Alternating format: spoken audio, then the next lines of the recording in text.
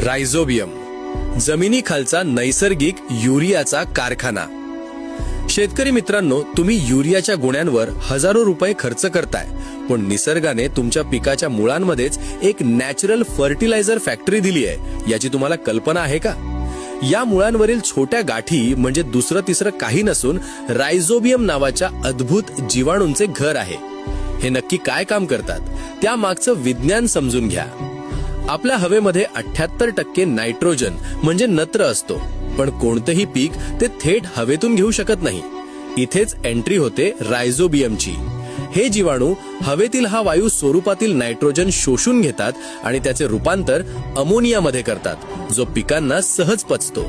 विज्ञानाच्या भाषेत याला बायोलॉजिकल नायट्रोजन फिक्सेशन म्हणतात. हे जीवाणू पिकाला नत्र देतात आणि बदल्यात पीक त्यांना राहण्यासाठी जागा आणि अन्न पुरवतं. यालाच सिम्बायोसिस म्हणजे सहजीवन म्हणतात. शेतकरी मित्रांनो, एक महत्वाची टिप: जर तुम्ही या मुळांवरील गाठी फोडल्या आणि त्या आतून गुलाबी किंवा लालसर दिसल्या, तरच समजा की रायझोबियम काम करत आहे. या रंगाला विज्ञानात लेगा हिमोग्लोबिन म्हणतात. हे लाल रंग दाखवतो की तिथे ऑक्सिजनचा पुरवठा योग्य आहे आणि नत्र स्थिर करण्याची प्रक्रिया जोमाने सुरू आहे.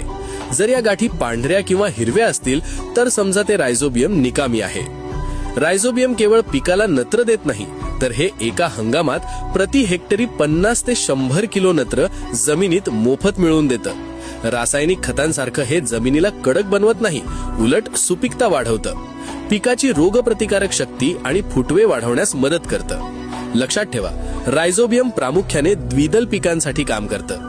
प्रत्येक पिकासाठी याची जात वेगळी असते आणि पेरणीपूर्वी बीज प्रक्रिया हा याचा वापर करण्याचा सर्वोत्तम मार्ग आहे.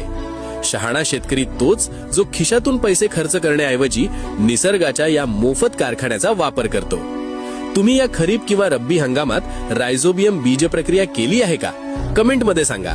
आणि विज्ञानावर आधारित अशाच माहितीसाठी जलसिद्धी ऑर्गॅनिक्सला फॉलो करा.